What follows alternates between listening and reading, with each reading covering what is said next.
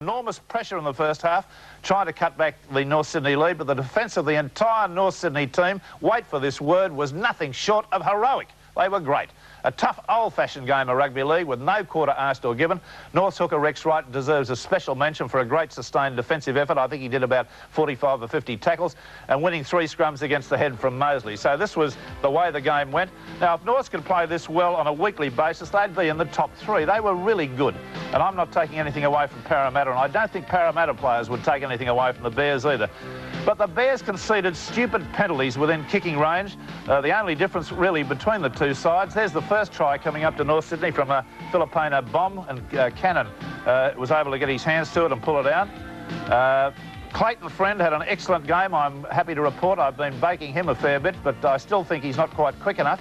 But by geez, defence was great last week, and he pulls off a couple of astonishingly good tackles. You're going to see those. I'll come back to that little incident in a minute. I've spoken about Parramatta leading a charmed life with penalties of late, and that was one of them. A great move coming up here. Great pass from Mark Graham, went to young Florimo, then on to this fella, Les Kiss, and he can run. And it took a great tackle there from Eric Growth to stop a try right beside the post. The referee there, Mr O'Donnell, saying that he couldn't get the ball down, and North Sydney were very unhappy about that one. Mark Graham, Gavin Jones, Freddie Teasdale, Rex Wright, Steve Hansen, all formidable in a big pack. And a great run from Kenny sets up the try to Ella from the Growth pass. And there's the zip man well and truly in full flight. What a great sight it is to see. Rex Wright, Steve Hansen, a formidable big pack, as I've mentioned. Price, Wynne, Jerd, Mosley were the best for the Eels side, but a first-class game of rugby league and only 1 point in it, 10 points to 9. A couple of incidents out of this game that I think you'll enjoy having a look at. A good run by this young Florimo fellow, the young centre. Here he goes, and he sets up a very bright passage of play. A very good handoff of Laurie on that occasion, able to get himself right through the centre. And you can see that North Sydney keep the ball alive with a little even bit of fancy football there. Getting the passes away with Teasdale finally getting it out on the right, and that's where it comes to an end. The second incident I want to show you, the possibility of a North Sydney try that was put down here, as Jones goes through to Filipino. He gets a pass away, and French, unfortunately, with a line wide open there, put it down. That was fairly early in the game too. Could have been a good one. Now, I'm happy to compliment Clayton Friend. I've given him a bit of a bake at different times. Look at this tackle on Eric Growth. This is superb stuff. Big Eric is in full flight. It's a David and Goliath contest, and look at the little bloke right around his legs, and that was a superb tackle. That could have been a try 60 yards down the field but for that tackle. So that's the way it goes.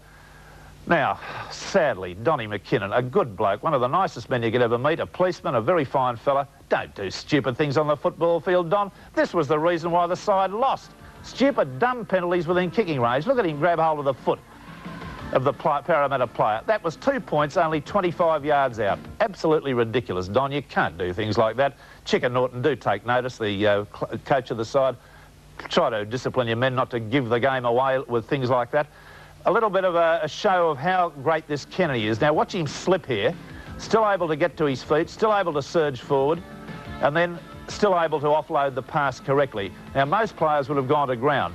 Here's a beautiful move, showing his great acceleration. The long pass from Sterling puts him into the gap. The acceleration, he glances around, as you can see, left to right, like a traffic cop, and it took a top tackle, and I mean a top tackle from Freddie Teasdale, number 10 there, to get him down. Now, I mentioned that incident earlier about Penrith leading a charmed life. I've already told you in separate weeks about stealing the ball incidents that I've seen Penrith get away with. Now, here we got Mosley coming up with a classic bit of interference, trying to stop Wright, who did milk it a little bit, I've got to be honest. But nonetheless, he was interfered with, trying to get the ball played so that they could have a quick tap from the quarter there after the ball had gone into the in-goal area. And he was knocked down by Mosley, and that should have been a penalty. And I'm amazed that the referee missed it. Now, the disallowed try again from this very good run from Kiss. Unfortunately, unless you've got your cameras situated on the head-on shot there, you're not going to be able to make any sort of decision on it. But you can see Growth has him up in the air, and the referee probably, Giles O'Donnell, was probably quite right in ruling that he was unable to get the ball down. That was that game, a damn good game of football, make no bones about it.